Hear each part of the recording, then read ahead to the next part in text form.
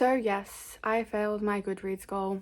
Even though I tried my hardest to get to the finish line, I did not make it. And you know what? That's okay, because 79 books is still a lot, and it does not matter how many books you read in a year. Literally, numbers do not matter because everyone has different circumstances, and yeah, it just doesn't matter. I just wanted to put that out there before I talk about the books that at least helped me get to 79.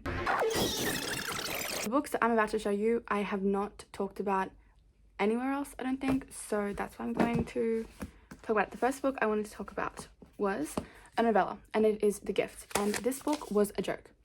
It was, first of all, it's not even a novella. I didn't think novellas were supposed to be this small. That's what I didn't do my due diligence and look at the right dimensions. I took some notes as I was reading it. Oh yes, let me talk about the dedication of this book. She dedicates this book to her husband, but in this book,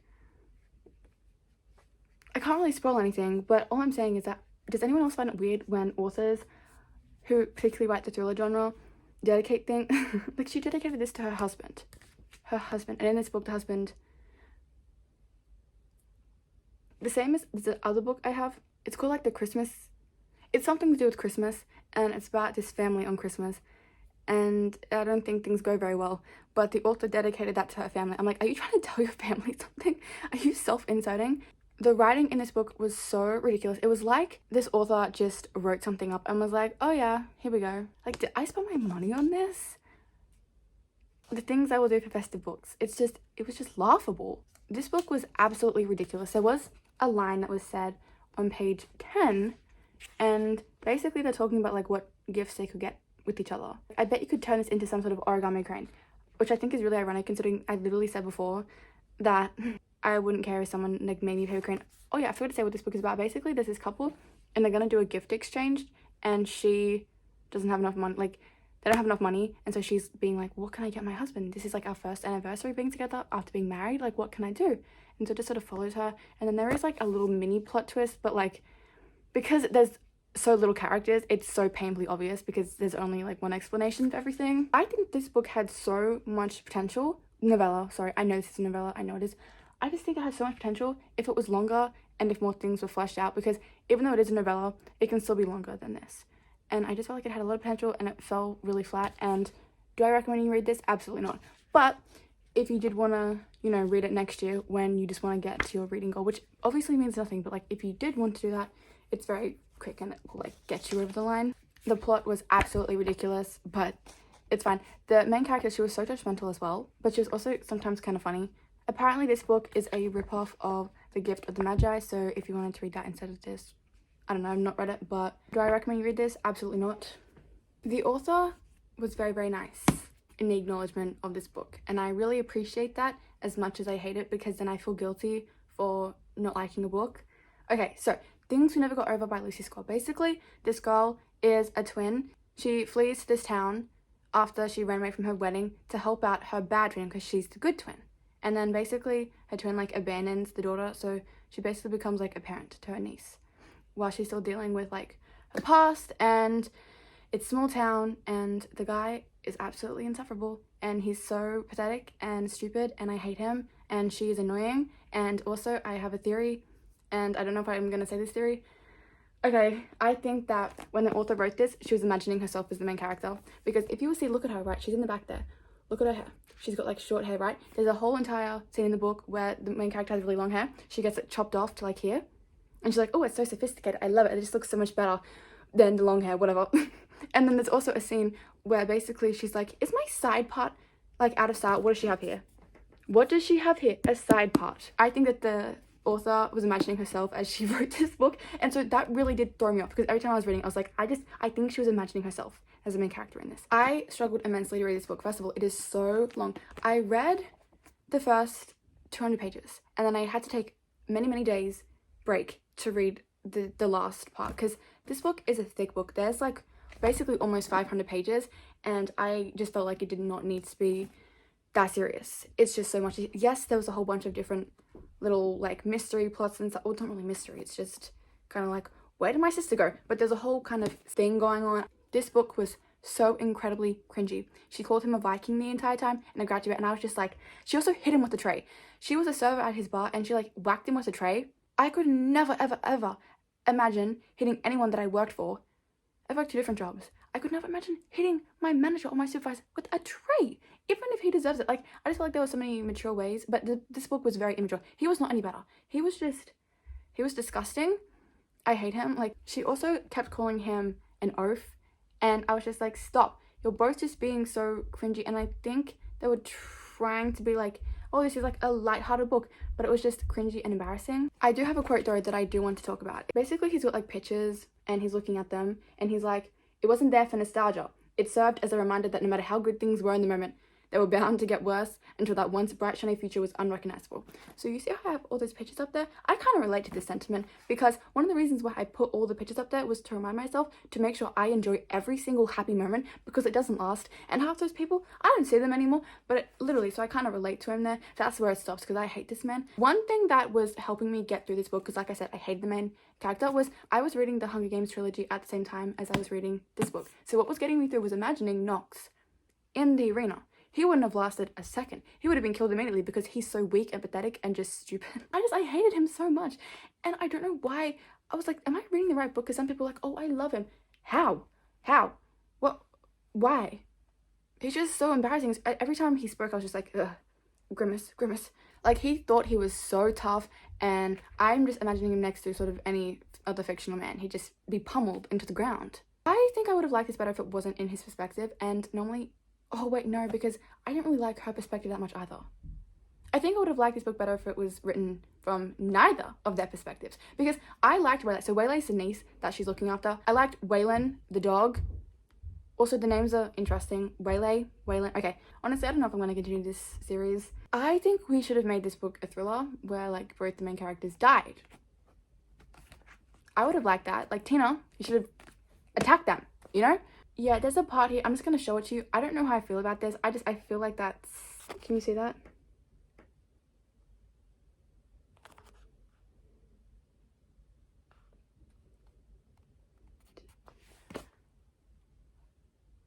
I don't like that. I don't like that at all. Like, I think that just shows you the kind of person that everyone is loving. Everything that was said in this book did definitely make my skin crawl.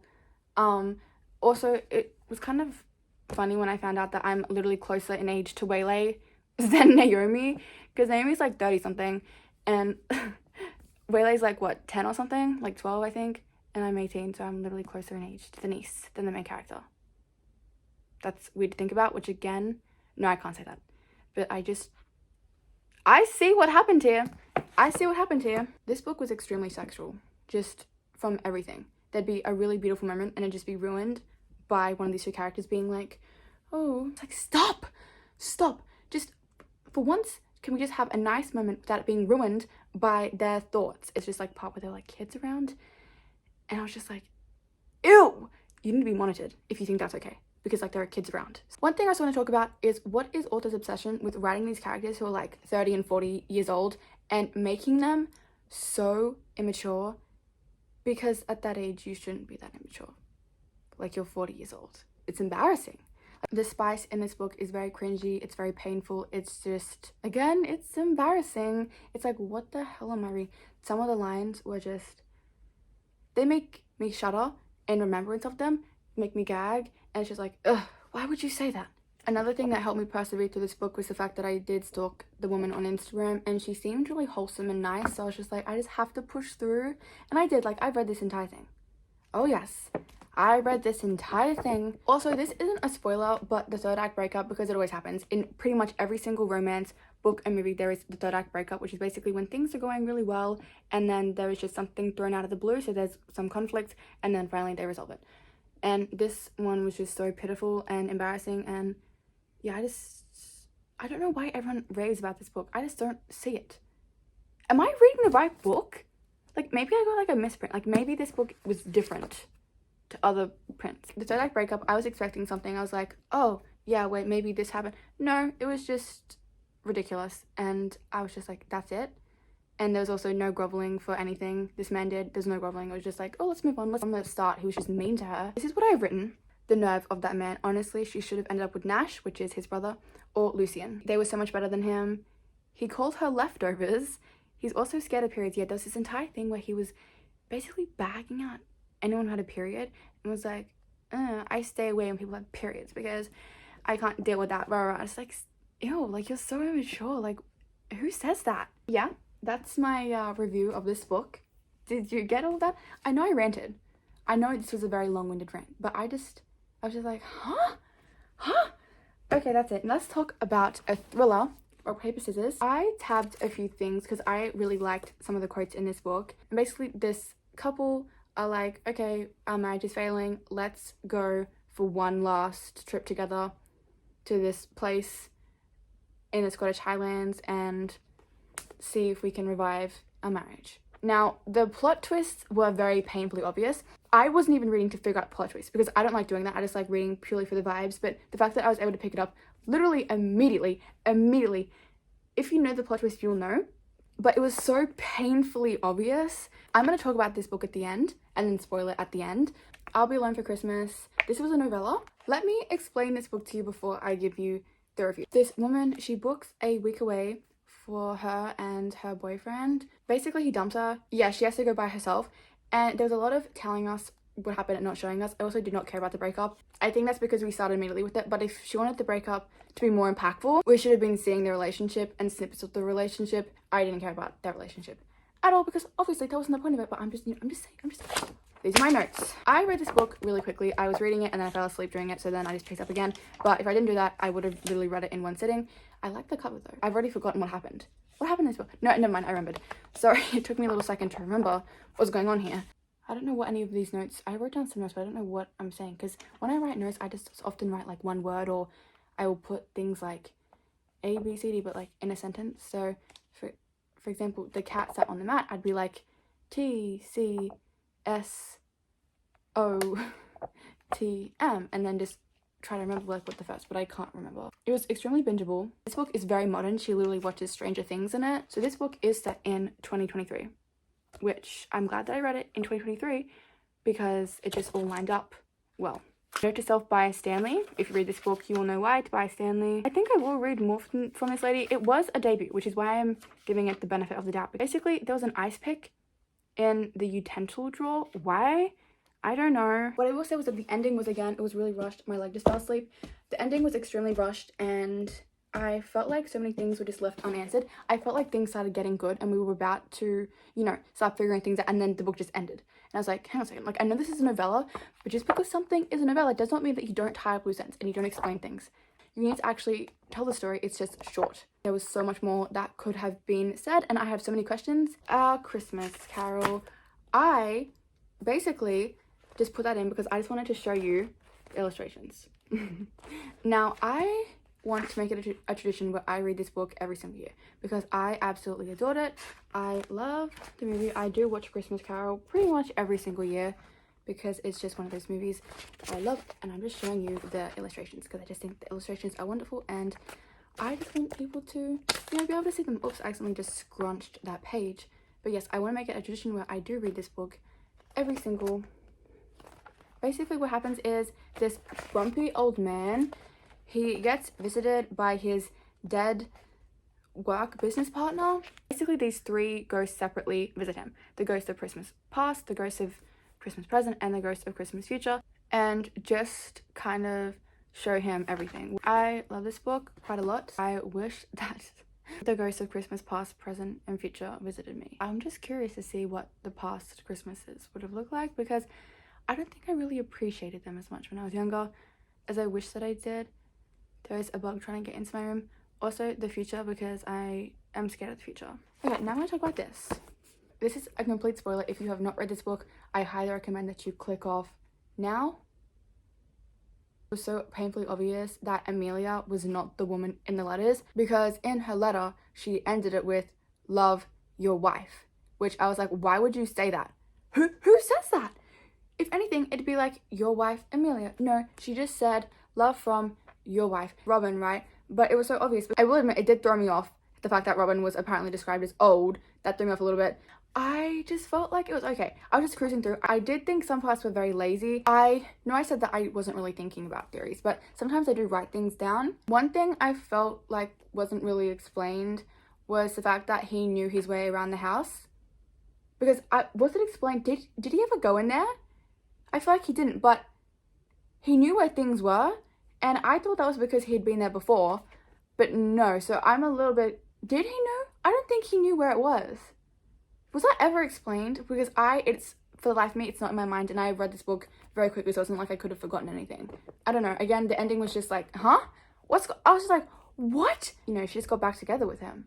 Like, after he cheated on her and blamed his facial blindness, even though that wasn't why, because he knew. What I will say though is I will definitely be reading more books from this author, 100%. I also wrote down a little number here, page 82. The woman wore her bitterness like a badge, the kind of person who writes 1-star book reviews. Some books are trash. This should be like, the woman wore her bitterness like a badge, the kind of author who hates on people not liking their book. It should have been something like that. I think that's very strange. It's lucky that this book wasn't a 1-star for me, but also I have rated a lot of books 1 stars because I think if a book is bad, people need to know about it, because otherwise they're deceived and I think they're going into something, and you can't just rate a book 5 stars just because you don't want to hurt the author's feelings. Like, you don't want your books getting reviewed or perceived, don't put them out there.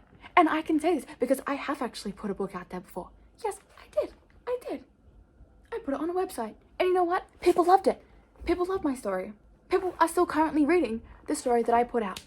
So I know what it's like to put your work out into the world because I have done it myself. And you know what? People love it. People said that it's like their favorite story. But at the same time, if someone doesn't like it, that's okay too. I also like writing. So that's why, like, I just get annoyed. It's like, well, then don't put your stuff out there then. If you don't want to be offended, just write your books for yourself. Like, don't be offended. But yeah, so I didn't like that part because, again, like, if a book is 1 star, I will rate 1 star. This book was not a 1 star. I don't know what rating it is. I'm kind of like sick of rating books. I'll rate some books if I feel strongly about them. Okay, but that's it. Thank you so much for joining me and listening to me rant, and I will see you next time. Bye!